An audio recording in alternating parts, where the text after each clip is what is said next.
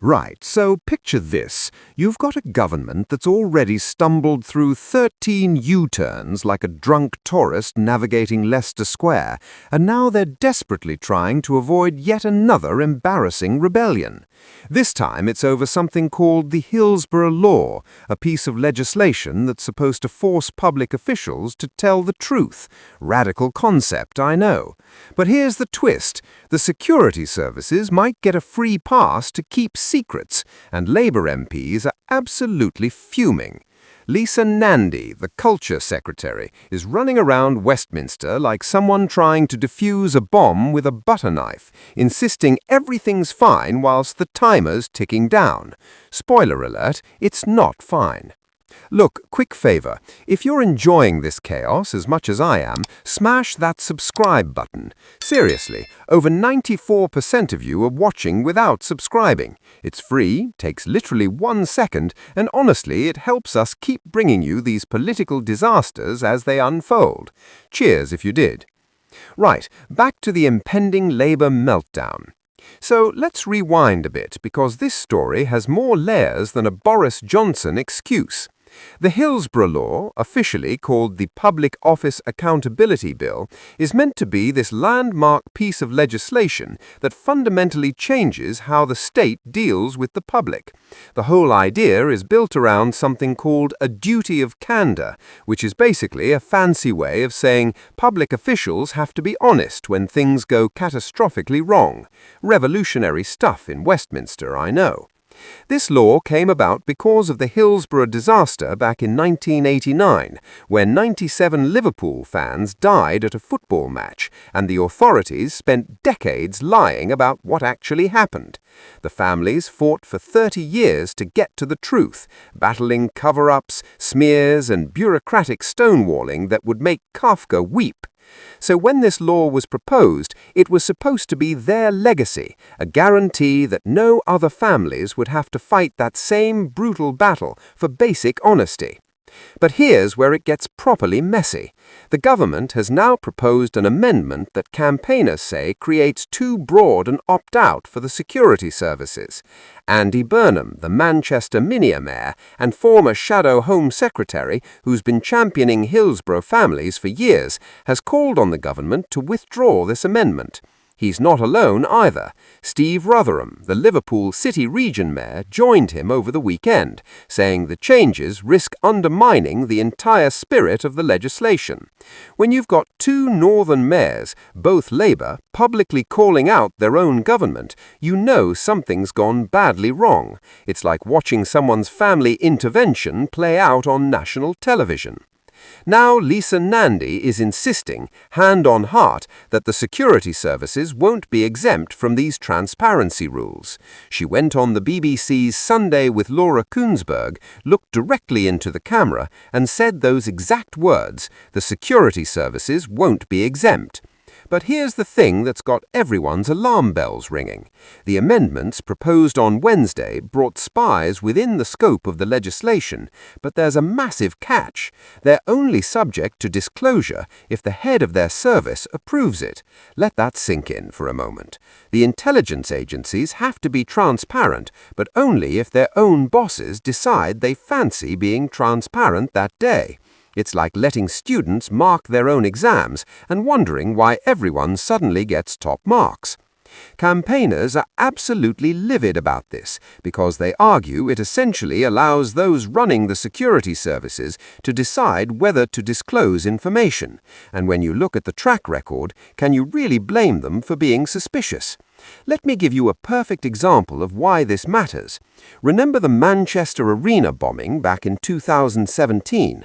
Salman Abedi walked into an Ariana Grande concert and detonated a bomb, killing 22 people, many of them children. Absolutely horrific. A scathing 226-page review by Sir Saunders found that MI5 had intelligence that could have thwarted the attack, but failed to act on crucial clues. They could have followed Abidi to the Nissan Micra where he stored his explosives. They could have stopped him at Manchester Airport when he returned from Libya just 4 days before the attack. But they didn't. And here's the kicker. The exact nature of that intelligence was withheld from the public report due to national security concerns. The families of the victims said, quite simply, MI5 failed our loved ones and failed us. So when you tell those families and their supporters that the security services will be covered by the Hillsborough Law, but only when their own bosses decide it's convenient, you can understand why they might be slightly skeptical. It's not exactly inspiring confidence, is it? But let's talk about the political context here, because this isn't happening in a vacuum. Sir Keir Starmer's authority as Prime Minister has been absolutely battered by 13 U-turns on key plans. 13.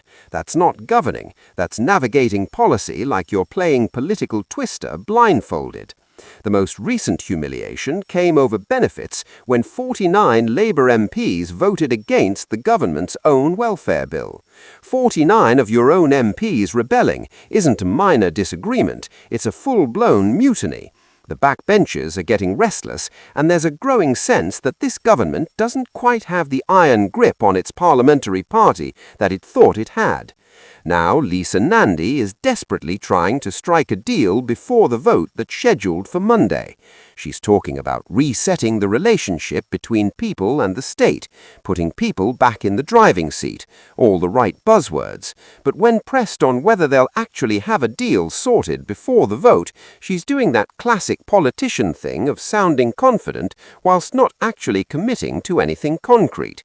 I'm confident we're going to resolve it, which in Westminster speak usually means I haven't got a clue, but I'm hoping something turns up before Monday. Now imagine explaining this to voters.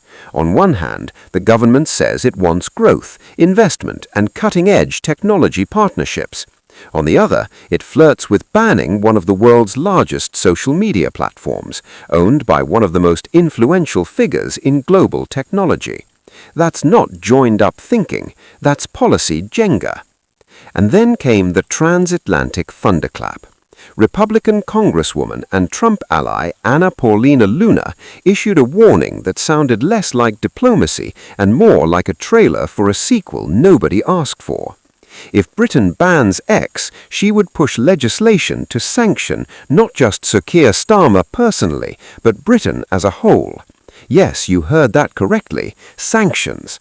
Miss Luna pointed to precedent. In 2024, the US imposed sanctions on a Brazilian judge who temporarily blocked X.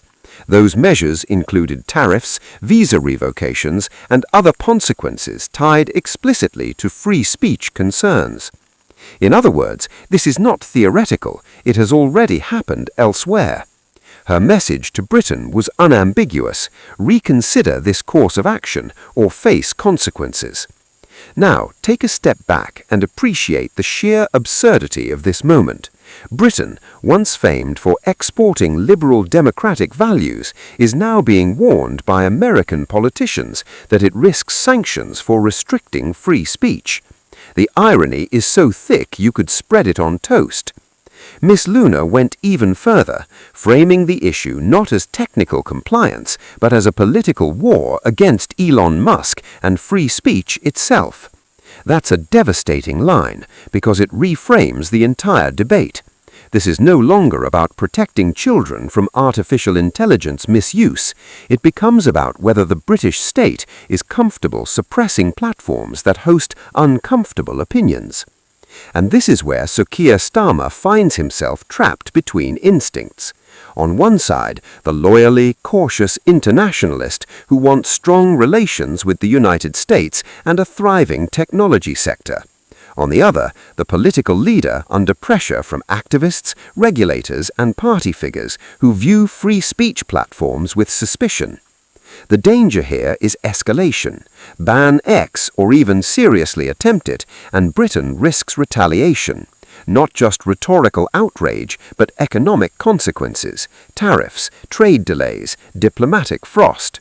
At a time when growth is already fragile, that's a gamble bordering on reckless. And let us not forget the U-turn factor. Starmer's critics believe this ends the same way many of his toughest-sounding positions do: announcement, headline, backlash, quiet retreat. If that happens, the damage may already have been done, the signal sent, the trust shaken. This entire saga exposes a central tension in modern British politics: the desire to regulate speech in the name of safety versus the reality of living in a globally connected digital economy. You can't pull one thread without tugging the entire web. So, where does this leave us? With a Prime Minister facing pressure from regulators at home, allies abroad, and critics who see this as an attack on free expression dressed up as concern. With a government that wants American investment while antagonizing American tech. And with a public watching another culture war skirmish play out while the cost of living quietly hums in the background. If Sir Keir Starmer truly wants to protect children, the focus should be on enforceable, proportionate rules applied consistently across platforms, not grandstanding threats aimed at a single company because it happens to host inconvenient voices. Because once you start banning platforms, you don't just silence the people you dislike,